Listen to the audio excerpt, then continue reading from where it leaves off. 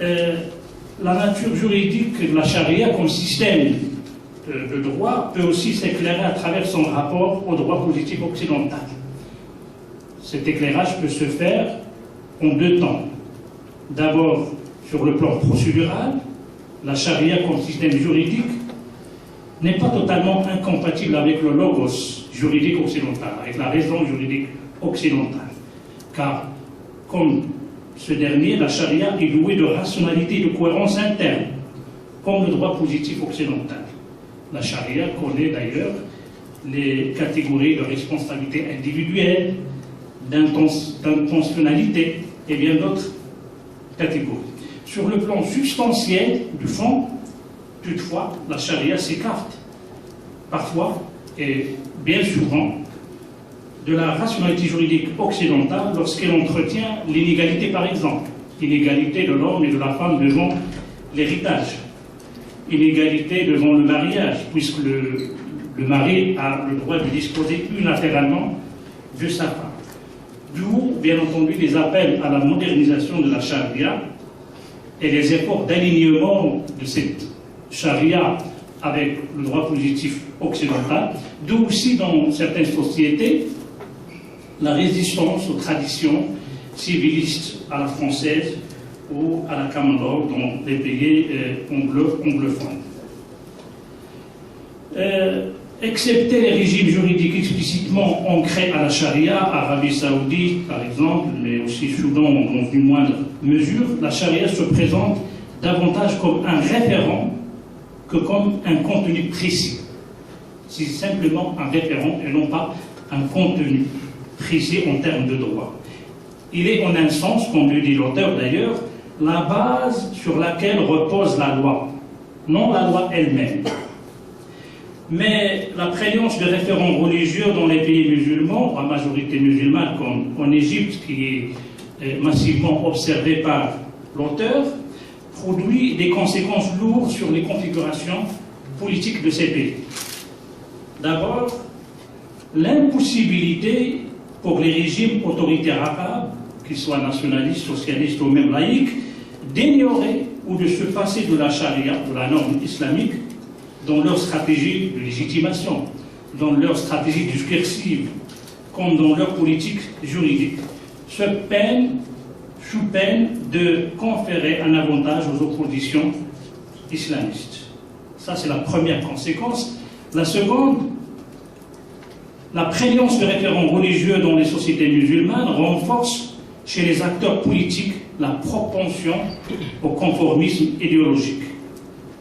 Les concessions à la norme de Dieu constituent un passage obligé pour qui voudrait s'investir dans la politique et remporter les élections.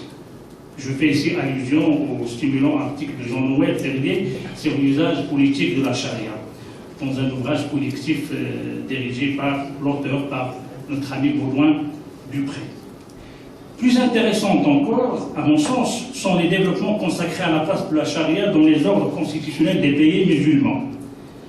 Fidèle à sa démarche pluraliste, qui fait place à l'hétérogénéité des situations, Dupré engage une comparaison entre trois cas symptomatiques que je peux scinder en trois options. L'option maximaliste, celle de l'Égypte, celle minimaliste de la Tunisie, et celle intermédiaire que je qualifie aussi d'ambiguë, à savoir l'option marocaine.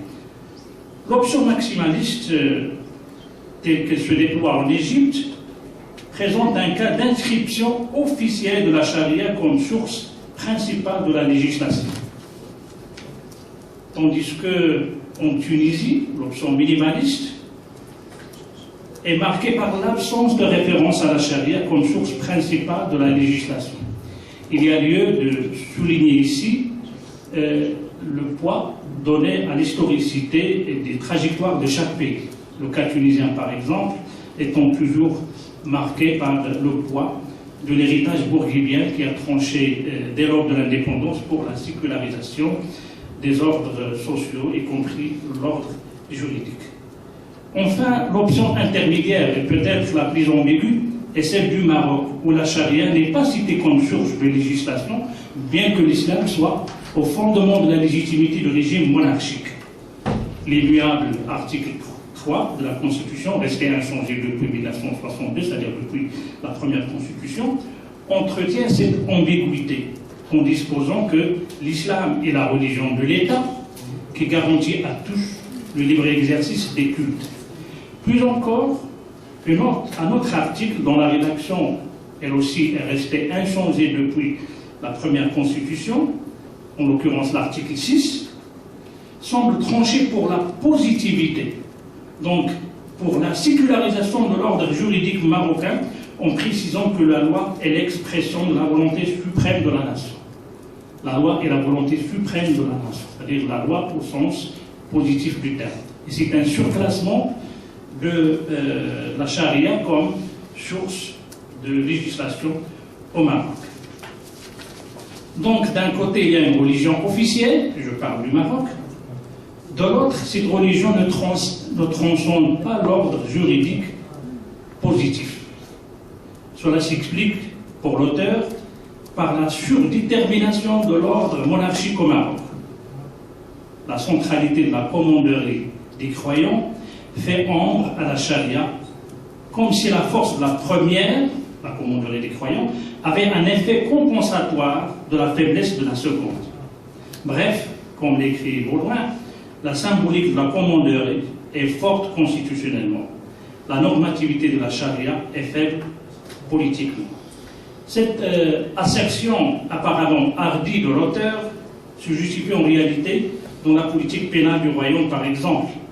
Les houdoud, c'est-à-dire les peines prescrites par la loi divine, ablation de la main, lapidation, flagellation, etc., ne sont pas intégrés dans le dispositif pénal marocain.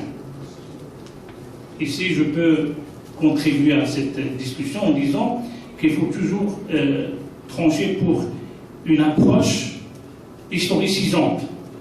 À l'aube de l'islam, il n'y avait pas d'institution carcérale. Et donc, il était évident que le système pénal aille vers d'autres peines coutumières, comme celle de l'ablation de la main, la lapidation, la flagellation, qui étaient certainement, je ne suis pas sûr, c'est peut-être à vous de le dire, qui étaient pratiquées dans la période anti-islamique. La lapidation, peut-être que je suis sûr. L'auteur suggère aussi la traduction des termes du charia. Ça, c'est un des apports majeurs de l'ouvrage. C'est cette suggestion de traduire les termes arabes, notamment ceux du charia, fiqh, hudud, etc. Parce que la transposition pure et simple des termes arabes, sous prétexte d'authenticité, n'est pas à évacuer ces termes de leur charge culturelle et idéologique. Utilisés dans leur forme littérale arabe, charia, fiqh, hudud, etc., ces termes connotent plus qu'elles dénotent.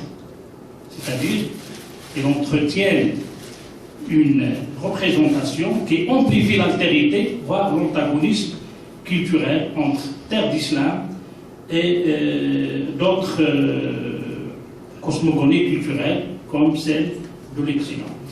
D'ailleurs, les termes arabes ne sont pas tout à fait intraduisibles. Ils peuvent être traduits. On peut rendre charia par voie islamique, fiqh par doctrine islamique, etc. Pour terminer, 2 ou 3 interpellations à l'adresse de mon ami Baudouin.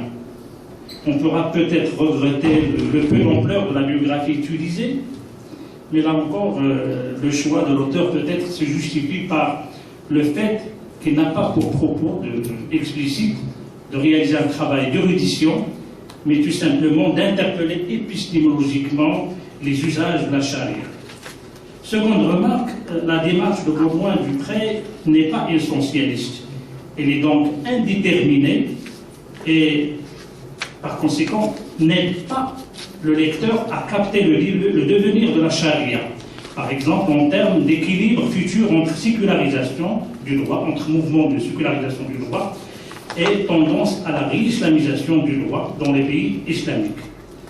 Et troisième et dernière observation, le chapitre sur la révolution religieuse des pouvoirs reste peut-être à développer, notamment pour ce qui est du Maroc.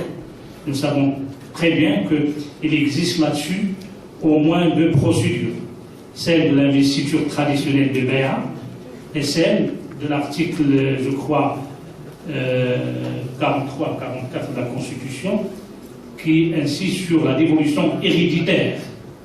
Et les deux fonctionnent comme mécanisme de dévolution religieuse des pouvoirs, et la place du droit musulman califal, le droit charia politique, si je puis dire, est à expliciter là-dessus. Voilà, Monsieur le Président, élection cavalière d'un ouvrage refondateur, je dis bien refondateur, et qui relance le débat sur le rapport entre droit et sciences sociales. Merci. Merci beaucoup, Sadrahim Slahi, pour cette lecture combien pointilleuse et combien fine. Et à travers un regard qui est véritablement d'une précision monumentale. Et je crois, moi, comme l'assistance, nous nous réjouissons justement de ce croisement de regards pertinent, ce qu'on s'appelle pertinent, et justement qui s'appuie sur la refondation du droit et des sciences sociales, qui met en valeur justement la souplesse que nous retrouvons chez l'auteur par rapport à l'opposition, mais aussi cette approche, j'allais dire, non essentialiste ou contre-essentialiste, et justement dont la singularité est celle de l'auteur d'être justement ethnométhodologiste. Ethnométhodologiste, c'est justement cette historisation. Moi, sincèrement, si je peux me permettre de le dire, c'est l'historicité liée là. Je crois que la question justement à se poser, c'est à partir de quand, à partir de quelle date s'est arrêtée justement cette évolution. On commence à reprendre ce qui est à partir du temps où le temps et l'espace sont arrêtés pour nous, et puis justement à travers cette finesse de dégager les trois niveaux, à la fois maximaliste, médiane et je ne dirais pas laxiste, mais plus on va de toutes les manières assez souple. Je crois que, et l'auteur l'a dit dès le départ, que l'ouvrage n'est qu'un regard. Qu'un regard, il a pris toutes ces précautions justement pour circonscrire son regard scientifique, son regard croisé. Et je crois que la balle est dans notre camp. C'est vrai que nous restons sur notre fin insatiable. Comme même vous aurez écrit 4 ouvrages de la sorte, nous resterons justement, vous l'avez dit vous-même, et je crois que nous avons écouté encore un regard beaucoup plus précis et fin qui est celui de l'ethnologie, qui est celui de Cicéry Lunis. À vous, Cicéry. Merci, Monsieur le Président. Que l'honneur est pour moi d'être associé à la lecture de cet ouvrage très riche. Donc je commencerai par aborder une lecture, disons, émanante du livre, mais de manière linéaire. Je commencerai par exemple par parler des contours d'une approche qualitative en sciences sociales, qui observerait certaines opérations comme la codification, la catégorisation, l'intégration, la mise en relation, la modélisation et enfin la théorisation. Ce qui m'intéresse dans ces opérations d'approche étant celle qu'on dénomme principalement intégration, qui consiste à ce que le chercheur, devant nous avons M. Baudouin, puisse dessiner les contours de son sujet, la marge. Et une fois dessinés les contours, il peut nous proposer un titre révélateur. Le titre, notamment, qui m'a interpellé, c'est ce titre concept pluriel. C'est ce titre-là que j'essaierai donc de lire et de manière linéaire à travers l'ouvrage. Je commence par le titre pour dire tout simplement que concevoir le concept sharia comme étant un concept pluriel nous pose devant 2 registres. Le premier registre est un registre linguistique où il s'agit de polysémie, mais également d'hyperonymie, que je n'ai pas retrouvé dans le texte. Mais également, on est devant un axe paradigmatique où sharia rappelle plusieurs autres mots. Mais également parce que, tout simplement, ce concept sharia émane d'une racine qui est sha che, re et e, qui donne le sens de légiférer, donc shara'a, shara'ana, shara'iyya, shari', musharri', etc. Mais également, ce titre interpelle également un registre social, où on a l'interculturel, un spectre historique, mais également une dynamique de la modernité. L'enjeu de l'auteur étant de mettre ensemble le spectre historique du concept en le confrontant à la dynamique de la modernité. Et la ligne directrice de l'ouvrage étant de créer des passerelles entre diachronie et synchronie, ce qui, à mon avis, interpelle un bon nombre de questionnements en sciences sociales et par là même appelle à revisiter certains champs comme ceux de l'ethnolinguistique, l'anthropologie linguistique et la sociologie du langage. Ces champs disciplinaires permettraient de déceler l'articulation entre société, culture et langue dans un paradigme aussi intrigant que celui de la charia et alliant temps passé et temps présent. Mais dans le must, l'obligation scientifique, la description reste toujours dans la posture des sciences sociales, mais foncièrement, et je le souligne dans l'éthique, en sciences sociales. C'est à quoi M. Bedoin a essayé de répondre. La démarche générale que j'ai retrouvée de la page 7 à 8 étant une démarche qui consiste en un processus de démystification, de représentation quant au concept de la charia. L'originalité de ce processus est qu'il a été inscrit dans une approche qualitative, s'appuyant sur un ensemble d'opérations, je les ai évoquées, codification, catégorisation, mise en relation, etc.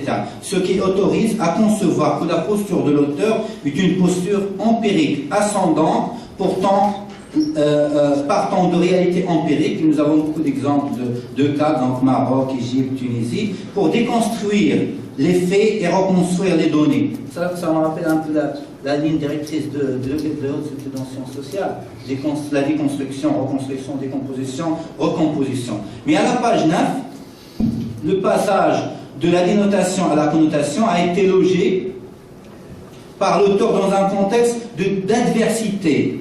Là, l'auteur nous rappelle qu'il y a une adversité idéologique globale, un rhétorique qui disqualifie le monde musulman, des réserves de sens, etc., des dichotomies, renforcer les contraires, l'Occident et son Orient. Cette adversité est le lieu privilégié d'une guerre de concepts. Là, je rappelle un peu cette littérature que je n'ai pas retrouvée dans votre ouvrage, de sociolinguistique, ethnographie de la parole, d'Elham, Hogan, qui parle non pas une guerre de langue, mais non pas celui d'une écologie de concepts, où les concepts sont là, fraternisant entre eux. Et c'est au sein de ce dilemme guerre-écologie que l'auteur a essayé de tracer les contours de son dessin, donc projet scientifique, dont il rappelle les termes à la page 8. Il s'agit davantage, je cite M. Bedoin, de dresser une sorte de carte permettant de naviguer en évitant autant que possible les embûches et le chemin qui ne mène nulle part, mais aussi les voies rapides qui empêchent de prendre la mesure de, et là je souligne, la topographie du terrain qui le constitue de la richesse de son terroir. Le seuil de vigilance est déjà tracé et marqué. Le danger de tomber dans une entreprise hagiographique a été écarté. L'auteur se propose de ne pas être trop favorable à son objet et se voue à aborder un objet hagiographique avec le recul que peuvent offrir les sciences sociales. C'est vraiment dangereux de travailler sur un élément, un concept, un objet hagiographique, parce que dans la littérature hagiographique, les auteurs ont été pour l'objet et non pas contre l'objet. Alors que Bedoin a essayé de prendre cette distance, qui est très légitime en sciences sociales. C'est pourquoi à la page 10, le rapport qu'il établit entre langue et interprétation a été placé dans une trajectoire de pluralité qui a induit de facto une multiplicité de religiosité qui, du point de vue de l'anthropologie culturelle, pour rester dans les sciences sociales, rappelle la diversité des expériences de vie. Donc, à toute expérience de vie correspond une culture spécifique. Et à chaque culture, une expression linguistique particulière, et là, on retombe sur l'hypothèse de Sapir-Whorf de la relativité culturelle. Il n'y a pas de culture univoque versant dans l'homogénéisation des chaînes religieuses, mais plutôt une hétérogénéisation aspirant à l'interpénétration, ce que les Anglais appellent et aussi à des formes nouvelles de conception de la charia, notamment avec l'émergence d'un islam transnational, qui n'est plus national. Si auparavant on parlait de l'islam marocain ou de l'islam américain, aujourd'hui on parle d'un islam au singulier, en insistant sur les formes de religiosité qu'on peut décrire du point de vue des méthodes, des sciences sociales, comme étant un islam à partir de l'hypothèse qu'il y a une religiosité, c'est un islam hybride. Au Maroc, la couleur noire vient en fait de filtrer un peu nos coutumes religieuses. Là. Donc les gens vont le vendredi avec des djellabas noirs. Le voile n'est plus un voile à la marocaine, il est un voile importé d'ailleurs. La langue, les gens, au lieu de parler de leur femme, de dire ma femme marati, ils parlent de elle, etc. Donc c'est du chiisme, c'est un mélange, c'est cette hybridité qui donne cet islam sous la forme de l'un, et non pas du spécifique. La rhétorique identitaire étant bannie pour être substituée par une rhétorique de communion mondialisante.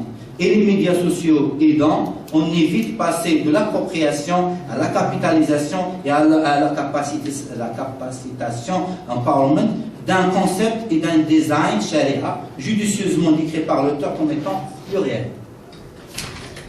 À la page 12, je me retrouve avec cette pluralité et le titre il est assez révélateur, c'est la charia en quelques mots. Alors que c'est plusieurs mots que je vais citer. Dans le texte, on a une vingtaine de mots pour désigner la charia. La charia en quelques mots, la définition du mot charia, l'auteur emploie les items grammatiques, nous sommes vraiment dans la science linguistique, et termes. Ce sont les termes vraiment neutres pour l'auteur, mais quand il veut charger le concept, il emploie d'autres termes que je vais donc énumérer par la suite.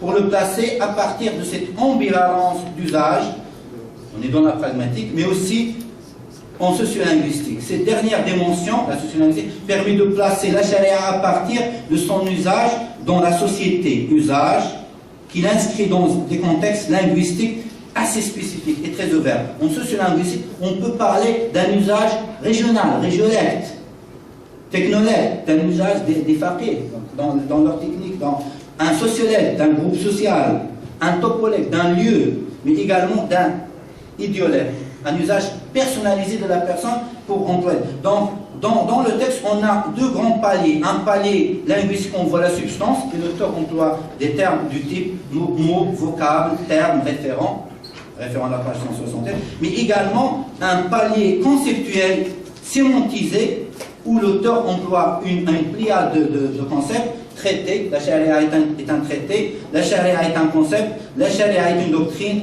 la charia est une notion, la charia est une loi, la charia est une école, la charia est un slogan à la page 171, la charia est un répertoire discursif, la page 173, la charia est un corpus de règles, la page 174, et enfin, la charia est un récit rétrospectif à la page 178, c'est vraiment la dernière page. C'est un objet linguistique évanescent et en mouvement, perpétuel mouvement. Il est sujet à une dynamique linguistique.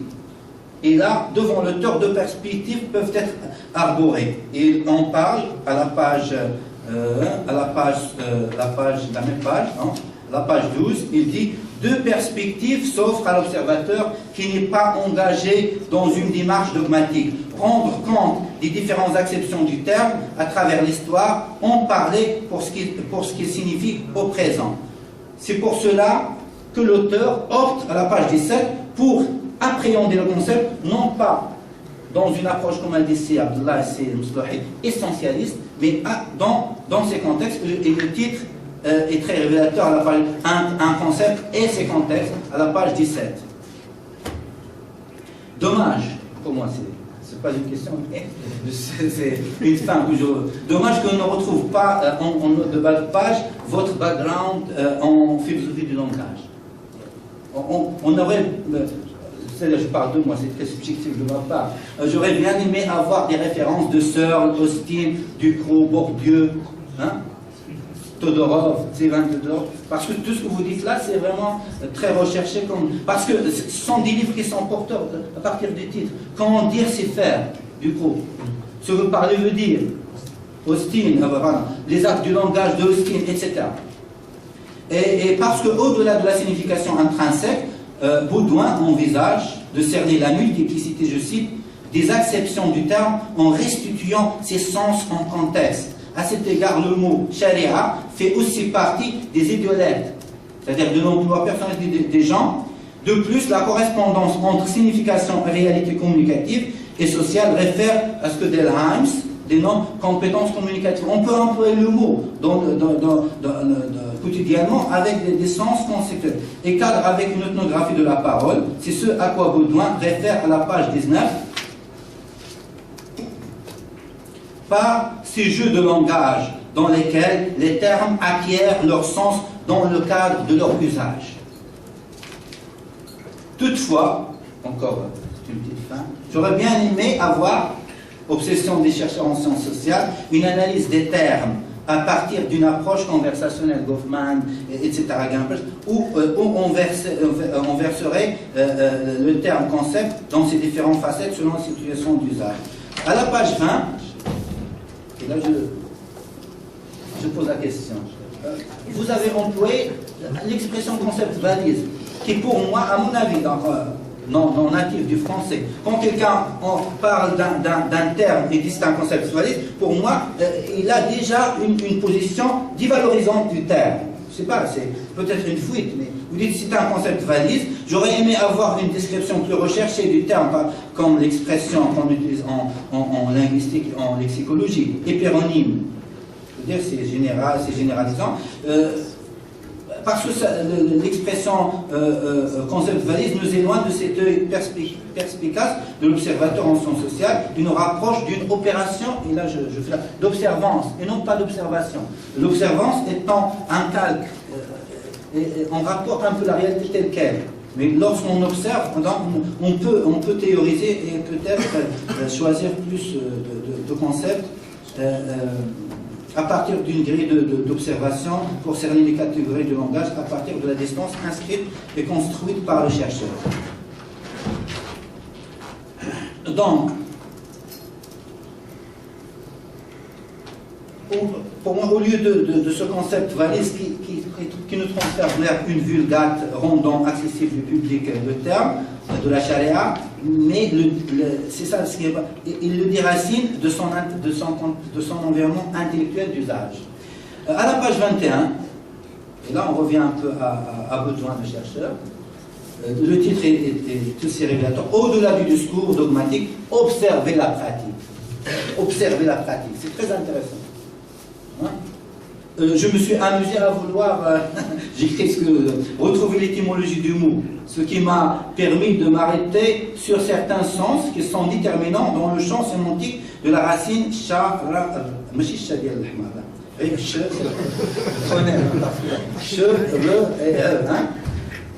parce que les racines n'ont pas de vocalisme en arabe. Et aussi de revisiter le sens dénoté et de pouvoir le relégitimer. Parce que là, je crois qu'il faut relégitimer le sens dénoté. À un certain moment, on dit ce concept n'a pas de sens premier. Il a un sens premier dans le dictionnaire. Puisque le terme charia, comme le précise l'auteur, on finit par connoter des tas de choses, faute d'en dénoter aucune. Le mot qui me paraît le plus intéressant dans le paradigme de la racine, c'est shari', que nous employons nous pour dire avenu. Mais en fait, au départ, c'est celui qui a initié quelque chose.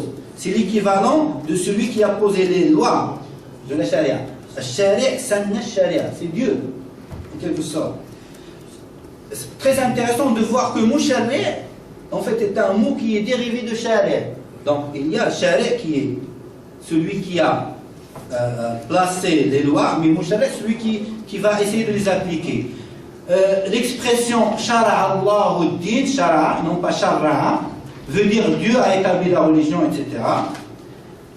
Le mot maintenant, ça j'ai trouvé mes définitions de Al-Mahani. Hein?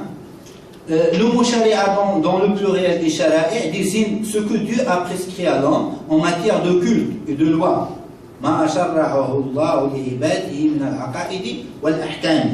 De ce fait, la sharia est définie comme tariqa wa manhaj, donc voie et mode et pratique. Hein.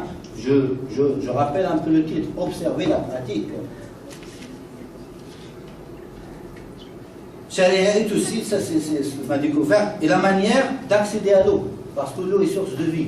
Si on veut vivre sur terre sans problème, on doit suivre Sharia, c'est la route pour accéder à la source d'eau, dans le dictionnaire. Ça c'est vraiment métaphorique, c'est une allégorie, mais qui permet de concevoir la Sharia autrement. Donc, et dans le Coran, à ayat 49, surat al-Ma'ida, وَلِكُلٍّ جَعَلْنَا شِرْعَةً وَمِنْهَاجًا.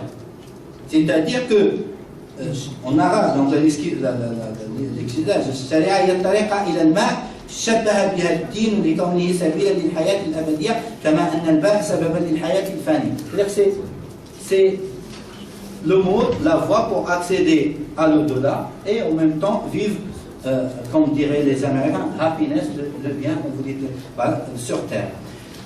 Mais à la page 25 et 26, la charia est conçue comme une entité atemporelle. Et je reviens à la discussion de ces là et il devient par là, à mon avis, hein, une entité atopos, où le lieu ne peut pas Et là, je rappelle un peu ce que Cheikh Abdallah dit, la connotation atemporelle est à la fois atopos, nomade, comme vous dites, et transhumante. Pas là. Et il ne peut tolérer qu'une acception dynamique et en mouvement, tout à fait le contraire d'une conception essentialiste consistant dans un figement définitoire des termes. Cette perspective atemporelle et atopos, conduisant à une logique en mouvement, les Anglais parlent de ongoing en cours, autorise d'appréhender l'entité d'Aula. Ça, je découvre avec dans son sens épistémologique. Et là, nous sommes devant un spécialiste en épistémologie. C'est ce que j'ai pu donc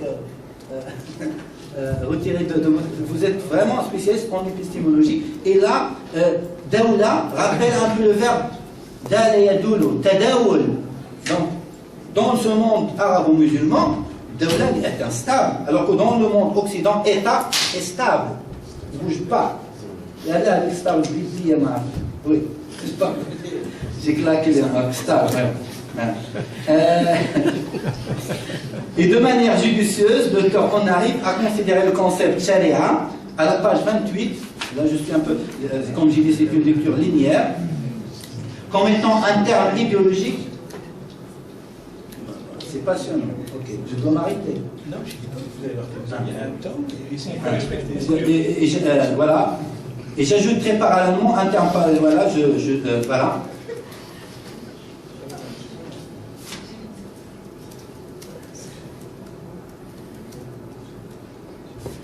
Oui. Bien, je vais, donc voilà, juste deux grandes idées. À la page 144, l'auteur affirme que l'islam idéologique s'est dissous dans l'islam politique. Cette dissolution n'est pas totale, intégrale et structurale, compte tenu d'une résistance sous forme de rhétorique descriptive, à ne prendre que le cas du Maroc. Au Maroc, qu'est-ce qu'on a? On a une réémergence de concepts. Tenzil, Tadafur, Tebris, l'Ifk, Safaha, Khouloua. Même si on dit que le politique a dominé un peu le religieux, le sacré, il y a un retour à travers une rhétorique de la religion. Donc faire de la politique devient un acte de piété religieuse. C'est une transposition orientée par les acteurs. Mais par ailleurs, la charia permet à l'individu en terre séculière, et là j'aimerais bien, de retrouver son droit au communautarisme. Les musulmans qui vivent en Occident ont retrouvé à travers la charia leur droit de communauté étrangère. Pour terminer avec quelque chose qui rappelle un peu ma spécialité, je voudrais suggérer à M.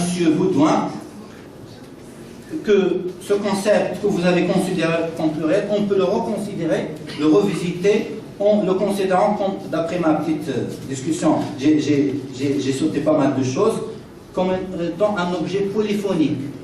C'est-à-dire, il met en scène une pluralité de voix énonciatives, abstraites, ce sens de la charia se présenterait à différents niveaux comme un assemblage de paroles et de points de vue que l'interprète serait chargé d'organiser pour comprendre ce qu'il y dit. On passe du concept pluriel au xinisme polyphonique. Un xinisme en linguistique est un emprunt d'une langue étrangère gardée telle qu'elle est. Emprunt d'un concept culturel. Nous avons la charia. Mais de surcroît, Baudouin ajoute un exotisme où il écrit le mot charia en arabe. Donc ça, c'est vraiment de la polyphonie, en xinisme polyphonique, qui, à la manière de la réalité réfléchie par un miroir, toujours, c'est vous qui le dites, glisse, s'échappe, ressurgit, mais ne se laisse jamais rattraper. Et je conclus, si Monsieur le Président me le permet, évoquer ici l'environnement discursif virtuel. Ce qui se passe dans les réseaux sociaux permet d'appréhender ces polyphonies possibles. Plusieurs fois se font entendre sur le même texte, la charia, qui devient désormais un texte polyphonique. Il est subsidiaire, il dépend des interactions, entre guillemets, des commentaires, comments, des likes, des argumentations, mais il dépend également d'être virtuel, discursif, tenu, responsable des points de vue exprimés. Merci. Merci beaucoup, Saïd Lounis. Je tiens d'abord à préciser que, loin de tout, je ne veux pas vouloir vous violenter ou quoi que ce soit, mais ce que j'ai remarqué, c'est que finalement, nous avons un temps, donc il fallait répartir sur la base du temps, et puis enfin, la salle, nous ne l'avons pas encore entendu, mais de toute manière, je veux vous dire que véritablement, tout à l'heure, je disais que le Pasteur nous a pris par la main pour nous plonger dans les profondeurs de la connaissance. Qu'est-ce que je dirais? Parce que je voulais dire, je vous assure, votre dextérité n'a d'égal que mon ignorance dans certains concepts, et je suis sûr que la salle a retenu énormément de choses. Et ce que j'ai beaucoup aimé, c'est que vous avez fait parler le mot. Vous avez fait parler le mot, ce qui est véritablement une originalité extraordinaire. Et moi, personnellement, je ne serais pas lassé de vous entendre dans le cadre d'une conférence. C'est une lecture et je suis véritablement désolé. Mais ce que je retiens, c'est que M. Baudouin a adopté une posture, je dirais, provocatrice, puisqu'il a fait réagir d'une manière extraordinaire les lecteurs. Et je suis sûr que les uns comme les autres plongeront justement pour nous faire avancer vers l'avant dans cet océan à jamais fini, n'est-ce pas, M. Baudouin. Et chacun, justement, à travers l'angle qui est le sien, à travers justement ce concept pluriel dont polysémique, on l'a dit. Et ce que j'ai remarqué, c'est qu'après les trois lecteurs, il y a une conatus, il y a une énergie, il y a une puissance positive qui s'est dégagée une fois que vous avez libéré. Une fois que vous avez libéré, justement, à travers un ouvrage qui, véritablement, comme je l'ai dit dès le départ, il peut être à la fois polémique et donc, j'allais dire, exclusiviste, essayant de mettre à l'intérieur de l'ulama et à l'extérieur tout celui qui n'est pas alim, entre guillemets, mais voilà que la charia, à travers les sciences sociales, devient justement quelque chose de sublime, quelque chose d'extraordinaire, quelque chose qui ne nous fait pas peur. En tout cas, j'ai entendu le terme de démystifier, de la démystification du concept, et voilà que la charia devient véritablement abordable, bien entendu, si nos chercheurs prennent justement quelques peines à descendre vers nous qui ne sommes pas les spécialistes de chacune des disciplines. Et je suis sûr que finalement, voilà, nous avons régénéré à travers justement l'auteur et à travers ce concept pluriel.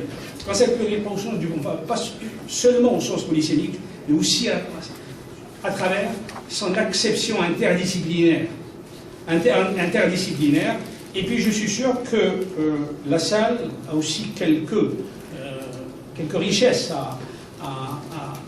à donner. De façon, avec votre autorisation, j'ouvre une liste pour la salle.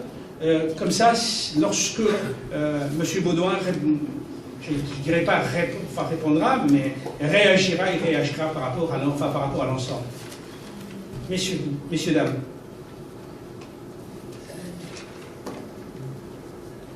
Monsieur. Facile. Monsieur Sifasifé.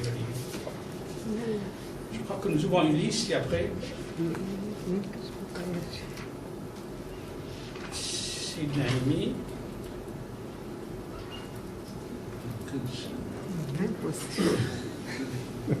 Le philosophe. Sinon, j'ai commencé à désigner d'emblée. Alors, oser. Moi, je crois que la charia concerne surtout la femme. Qu'une femme, que des femmes, que deux ou trois femmes réagissent, que quatre femmes. Ça, c'est. Vous avez un point ? Oui.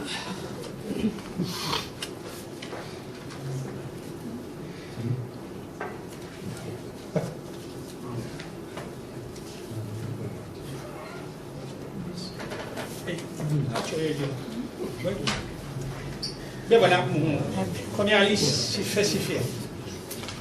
Merci, Monsieur le Président. Donc, je remercie l'auteur qui a fait une belle présentation, ainsi que les différents intervenants qui ont lu le livre et qui ont expliqué assez parfaitement. Et on voit bien que la charia, c'est un ensemble. Ce n'est pas quelque chose de figé, c'est quelque chose qui est en perpétuel changement et amélioration. Même lorsqu'on dit que la charia elle est valable dans tous les pays et en tous lieux, même si on le dit, on sous-entend que dans certains lieux et dans certaines conditions, elle change, elle s'applique aux conditions réelles dans lesquelles vit la société. Voilà, ce que je veux dire aussi, c'est que c'est un concept, moi je le considère comme un concept assez général, qui permet, qui provient du fiqh et du fuqaha. Les fuqaha, ils ont travaillé dans la charia de manière depuis des années dessus, et par conséquent, comme disait c'est Abdullah, il y a eu il y a eu 7000 et quelques hadiths, ce qui prouve que l'ensemble de la difficulté de pouvoir cerner parfaitement la charia est quelque chose de très difficile, et que pratiquement on essaie de l'expliquer en fonction des possibilités de chacun. Je voudrais ajouter devant cette complexité, hadith Hassaniya, Ramadan, on voit que les interventions qui viennent ne sont pas tous des ulama, mais il y avait des philosophes, des historiens, et pour dire à quel point la charia est quelque chose de très général et qui concerne tout le monde. Et ce qui la rend encore plus difficile, c'est cette généralité. Et je vous remercie. Merci beaucoup, M. Fassiferi. C'est Naïmi. Merci, Monsieur le Président. Merci, Monsieur le Président. Bon, d'abord, je signale que je n'ai pas pu lire le livre.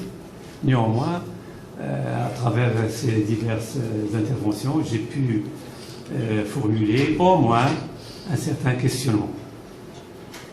Si j'ai bien saisi la problématique du livre, il est de nature essentiellement épistémologique.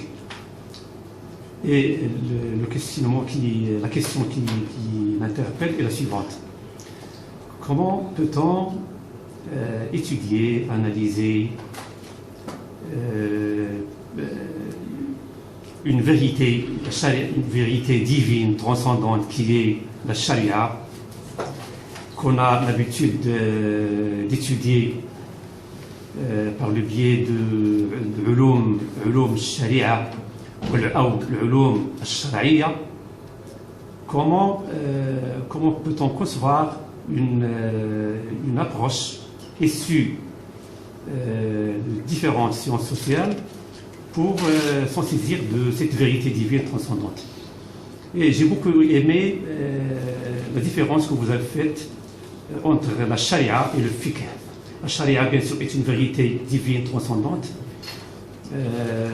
Par contre, le fiqh, ce ne sont que des efforts de la part des ulama. Voilà. Alors, ma question, comment vous concevez cette possibilité d'approche fondée sur les méthodes de sciences sociales pour étudier et analyser la charia, comme, bien sûr, comme je le répète toujours, comme révélation divine transcendante. Merci. Merci beaucoup, Sinaimi. Madame Lambert. Oui, donc c'est un peu difficile de parler de la question, surtout que on nous a appris ou on a toujours compris que ce n'était le droit de parler de la charia que pour les gens qui ont fait de la théologie. Donc quand on se retrouve là, tout le monde en parle, tout le monde peut en parler, et surtout avec les débats qui se passent maintenant au Maroc, on voit que la charia, c'est un sujet qui peut être abordé par beaucoup de monde, surtout pour la loi sur l'avortement, quand on voit que des questions sur l'alcool, sur beaucoup de choses, donc on est soit dans des contradictions, soit on ne sait pas beaucoup de choses, donc on en parle, on se pose des questions, et je voudrais savoir si le Maroc n'adopte pas par des réactions un peu, soi-disant, contradictoires, une adaptation hypocrite de la situation. Donc, on n'est ni sur vraiment la charia, ni on n'est pas sur la laïcité. Donc, comment on peut appeler ça? Merci. Sacrilège, anathème, c'est Hachimi.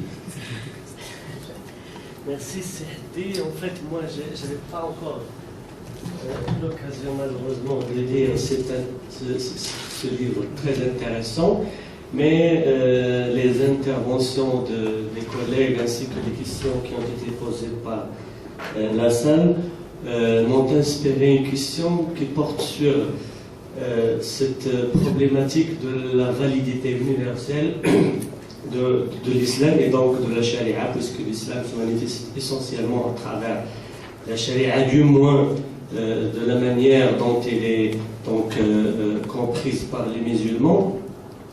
Et j'aimerais m'appuyer sur la distinction qui a été évoquée par Sinaimi, que vous avez fait concernant la distinction entre la charia et le fiqh, pour vous poser une question sur la possibilité de donc rénover la manière dont on comprend cette validité universelle à travers justement cette distinction entre charia et entre fiqh, et donc entre une approche normative de la charia, c'est-à-dire des hudud, des peines et des sanctions, etc., et entre les valeurs finalement qui sous-tendent ces hudud et